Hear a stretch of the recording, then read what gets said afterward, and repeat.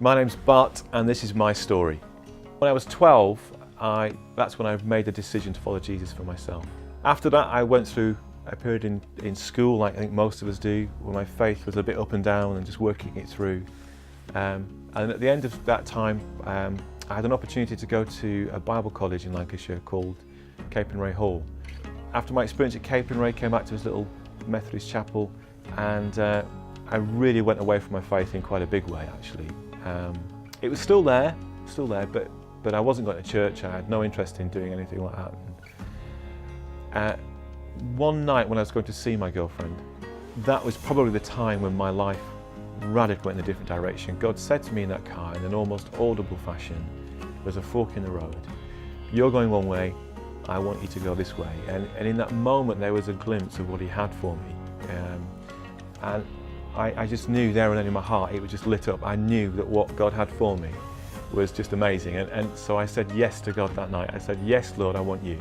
And I knew in my heart at that time that it would mean that this relationship with this girl was probably going to come to an end. But what happened to me that night so profoundly changed me, saying yes to God that night, that I felt I had to go and share this great news with people. And I went back to church, and it was a great prodigal son experience.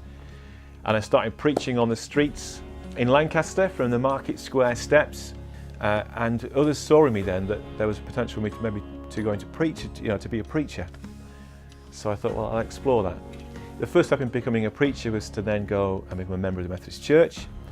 And at my membership service, 3 people came to me with the same Bible passage out of Luke's Gospel, which has had a profound effect on me ever since and keeps cropping up. But they just read to me, Bart, you need to hear this passage. The Spirit of the Lord is on me because He's anointed me to proclaim good news to the poor.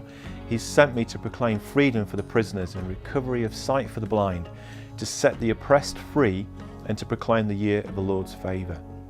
So these 3 people came, they shared that with me. I was like, wow, Lord, this is from you, this is good. I had an amazing week. After that, another prayer meeting, somebody said, Bart, you need to hear this passage. I read it to me again. I then went to a church play, and I was explaining to my friend that this passage kept cropping up. And just as I was showing him my Bible and had finished explaining it to him, somebody came running up as part of the play onto the stage, and she started shouting the very same passage. And it was just one of those electric moments where you just feel, God, you are so saying something to me right now.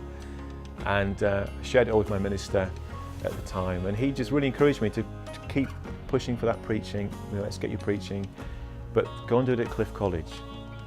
And he said, you could do it in the circuit if you want to, but I'd really encourage you to go to Cliff College. It's the best place for you both to explore preaching, but also to explore what God's calling you into, what lies next.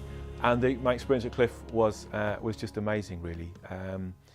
It was just being immersed in a place where the spirituality, everything about the place was for mission and evangelism, and you could almost sense just all those years of evangelists going through those corridors. It was an amazing place to be. And in those 3 years, I got a tremendous grounding in so many things, both spiritually growing, but it was just all that lifestyle, that way of just being was really, really good. But whilst I was there, I think 2 things that had a most profound effect on me was both the community and just being around people, rubbing shoulders with people, and just exploring your faith, exploring what you're learning with other people. That was just a profound part of the whole thing. But also at Cliff, the teaching, which was kind of, it stretched you. They weren't afraid of kind of tackling some more difficult stuff and really exposing you to perhaps things that you wouldn't normally get exposed to, but in a safe environment where you could ask questions and explore it properly.